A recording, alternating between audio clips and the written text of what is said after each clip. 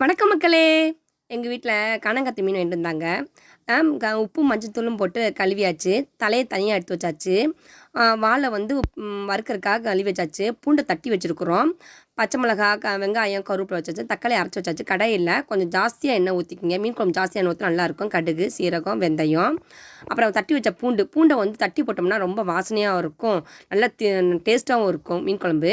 அப்புறம் நறுக்கி வச்ச வெங்காயம், 2 ஸ்பூன் உப்பு, மஞ்சத்தூள், மிளகுத்தூள், வீட்டில் அரைச்ச மிளகாத்தூள் 3 ஸ்பூனு காரத்துக்கு ஏற்ற மாதிரி எல்லாம் போட்டு நல்லா அந்த மசாலா ஸ்மெல்லு போகிற வரைக்கும் நல்லா வதக்கிக்கணும். எண்ணெயில் அரைச்சி வச்ச தக்காளி ஊற்றிக்கணும். நல்லா கொதிக்க விட்டோம்னா கரைச்சி வச்ச புளியை நல்லா ஊற்றி நல்லா 10 நிமிஷம் நல்லா கொதிக்க விடணும். 1/4 மணி நேரம் கூட கொதிக்க வைங்க. பக்கத்தில் தவாவில் மீனை வறுத்து வச்சுக்கிறோம். அப்புறமேலு கொதி நல்லா வந்தோடனே திக்னஸ் வந்த பிறகு மீனை போட்டு 5 நிமிஷம் மூடி வச்சிடணும். பார்த்தீங்களா எவ்வளோ கமன்னு மீன் குழம்பு வாசனையாக இருக்கா? வாசனை வருதா? வறுத்து வச்ச மீன் செம்மையாக இருக்கும். வாங்க சாப்பிட்லாம் மக்களே.